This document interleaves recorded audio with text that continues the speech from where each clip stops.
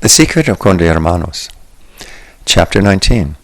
For Gwen, one of the most distressing things that had happened in the aftermath of the earthquake which hit Los Angeles the night after Alexander Lagoya concert, or in the wee hours of the morning to be more exact, was the disappearance of her so recently acquired autograph program of that historic performance.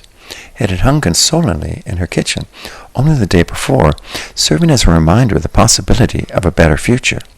It must have fallen during the quake, which had shaken the apartment quite violently and become part of the indistinguishable rubble of broken glasses and dishes and condiments that had covered the kitchen floor. Another cause of distress had been Alex's and her mutual decision to part ways. They had been postponing the inevitable for quite some time, and the earthquake merely had acted as a much-needed catalyst.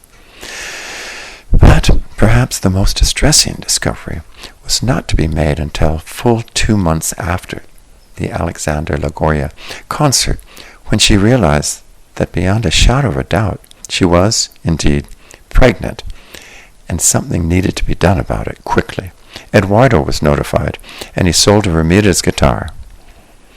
The pregnancy was then quickly terminated at a doctor's office on Wilshire Boulevard in West L.A. It was a few days later, when Eduardo called to see how she was, that he made the startling admission. There is something, Gwendolina. I have never told you about my first marriage to Vera and my relationship with Teddy Getty. Oh, was all Gwendolyn could say, and waited. Yes, you see, when Teddy envisioned me as a potential husband for Vera, she actually had much more than that in mind. Don't tell me anything unseemly, Eduardo. I'm in no mood, she said, guessing he was alluding to a marriage à trois. Reading her thoughts, he assured, Of course I wouldn't, mija. However, you're not terribly far off the mark. You see, women have been terminating pregnancies since time began, but always, unfortunately, forced to resort to faulty and dangerous means. When a close member of Teddy's entourage found herself in the same position you were in but a few days ago, she was no different. She returned to her horseback riding as a way to induce miscarriage, and, as in most other cases, it was not the most efficient means, and she gave birth to a highly intelligent child with a misshapen head. When she met me, the child was 5 years old, and a brain tumor was beginning to press his optic nerve, in turn causing blindness. He needed round-the-clock care, and Teddy handpicked me for the specific purpose of watching over him. So you see, I did sleep with dear Gregory more than I actually did with my own wife, for he needed much more comfort in the night. Gregory and I grew very close. He was a sweet, regular little boy who wanted nothing but to have a normal child's experience of life, which I honored greatly. Much to the horror of his mother and poor Teddy, I encouraged him when he wanted to jump into my waiting arms off the deck of their yacht at the sea.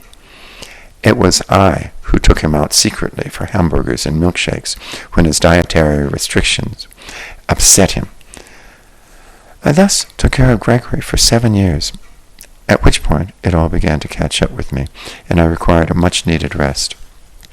The problem, however, was Teddy and her friend, who had come to depend on me exclusively. They claimed I was irreplaceable. Gregory felt safe only with me, they wailed. No one else could be trusted, they implored. But Vera could see the toll it was taking on me, and one evening, in secret, we packed up our car and left like thieves in the night. It was the only way. Teddy would never have let us go otherwise. Oh dear, Gwen said, sailing for without realizing that she had been holding her breath. And what became of Gregory? He died the very next year.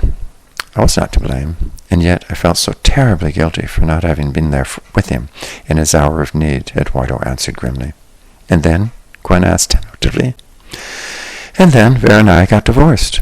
Although I would have stayed happily with her forever, she said it wasn't fair to me that she should deprive me of the opportunity to have my own son when I clearly had all the makings of a good father.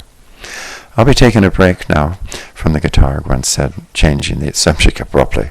Alex has taken the Conde at Hermanos, and I've lost Alexander Lagoya program, she mumbled, holding back tears. It's understandable, Eduardo agreed.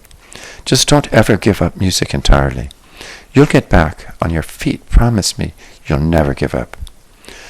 But goodbye, Eduardo, and thanks, was all she could bring herself to, in a half-hearted way to say, as she put down the telephone receiver and hurriedly as she could at last and began to cry.